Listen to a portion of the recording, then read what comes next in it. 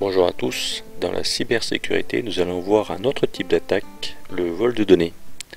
Alors pour cela nous avons notre hacker qui est ici, nous allons mettre en place le paramétrage de cette attaque, donc on va faire apparaître le bouton ici, la fenêtre des pannes par le bouton panne, et nous allons définir sur le hacker une attaque de ce type.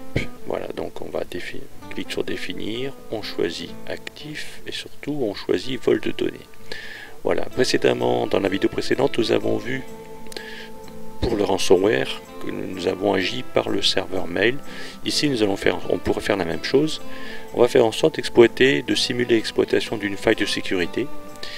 Et nous allons simuler le fait que nous attaquions directement le serveur web pour voler des données qui sont dessus.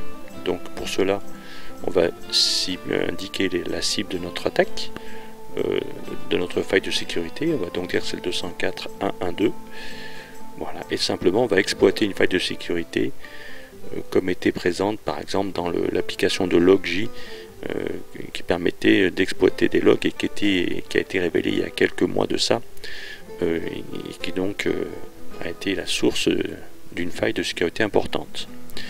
Voilà, donc c'est pour illustrer ce cas de figure là. Donc on va avoir de la même manière ici une application qui va être exécutée via cette faille, comme elle aurait été par le mail, la pièce jointe du mail en l'occurrence. Et c'est cette application qui va en réalité collecter les données et pour le principe du vol de données, faire en sorte de les envoyer au hacker. C'est la finalité de l'attaque. Voilà. On a juste à mettre ça en place, on va valider, notre attaque est active, il faut juste donc faire en sorte qu'elle démarre. Pour cela, comme tout à l'heure, soit on fait en sorte que les attaques soient manuelles, soit on va faire en sorte qu'elles se déclenchent dès le passage en mode attaque et panne.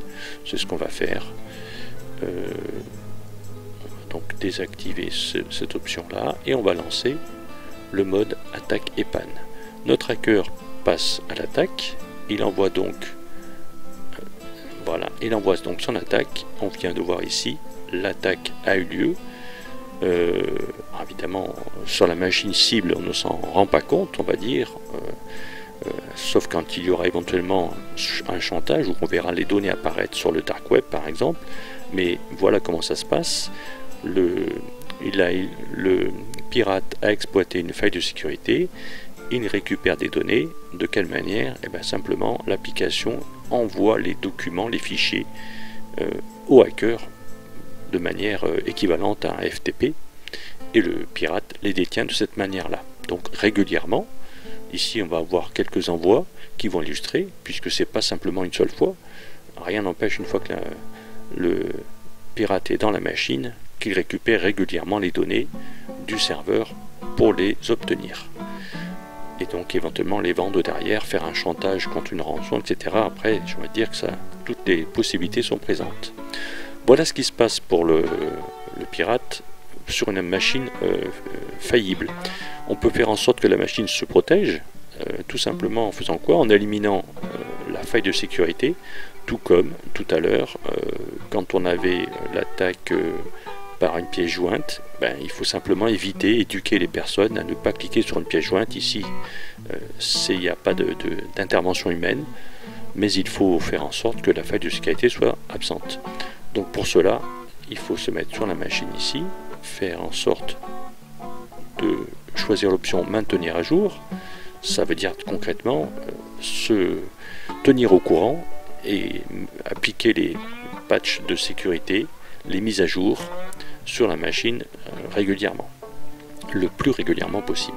Donc si on a cette option qui est présente, maintenir à jour, si je relance l'attaque précédente, vol de données, qui exploitait la faille de sécurité, bien la faille va se heurter normalement à un mur.